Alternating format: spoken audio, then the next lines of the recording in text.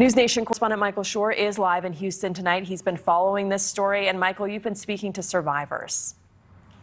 I have, Rutabaga, and it's been a steady stream all day long. And one of the most poignant parts of all of this is, of course, it was a music festival. So by default, everyone that we've spoken to, almost everyone we've spoken to, was a younger person. And that's, of course, the profile of the victims. 5 of them or 6 of them in their 20s, 2 of them were teenagers, and people all from around Houston, bigger parts of Texas, Dallas, Austin, San Antonio.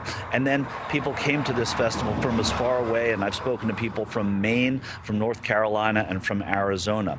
Everybody stopping here, though, outside Energy Park, to pay their respects and to remember a little bit about what it was like on Friday night. On Friday, they came for the music.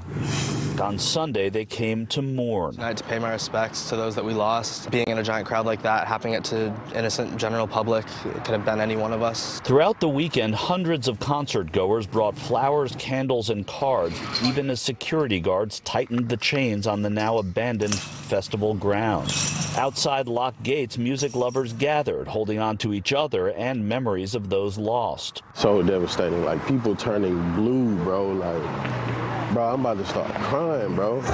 In all, there were nearly 1,300 police and security officers on site, which Houston police says was much more than they had for the World Series here just last week. I'm sorry, but that wasn't enough. When we were pulling people out, I'm hitting cameraman, like, hey, we need to get them out. Like, people just like sitting on my shoulder.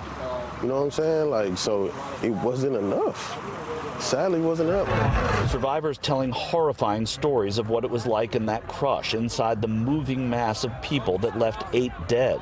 I was like on my knees. I was about to go down, and I'm like, no, I gotta keep fighting, or else I'm gonna be gone. Like, my anxiety shot up and I couldn't breathe. I was literally putting my chin up in the air just to breathe, and just that, I was like fight or flight, so I just went back the other way, but I was able to get out. And overnight, Travis Scott speaking out on his Instagram page, saying he is reaching out to families of those who died and that he didn't know the severity of the situation from the stage. And anytime I can make out anything that's going on, I stop the show and help them get the help they need. I'm honestly just devastated, and I could never imagine anything like this just happening. And Rutabaga, Houston police today not holding a press conference, only through their Twitter feed issuing a statement saying that this is an ongoing investigation in its early stages, and they will have more for us once there is more to report. As you mentioned, Travis Scott, whose real name is Jacques Webster, is going to be among the parties facing several lawsuits. I spoke to a lawyer or a spokesperson for a lawyer today saying that they have been receiving calls all day long from people who were here, who were traumatized, or who were related to people who were injured or killed here in Houston, Texas on Friday night. Rutabaga? The fallout continues. Michael Shore, thank you from Houston. Thanks for watching. Click the red subscribe button below so you can get more of NewsNation's fact-driven, unbiased coverage.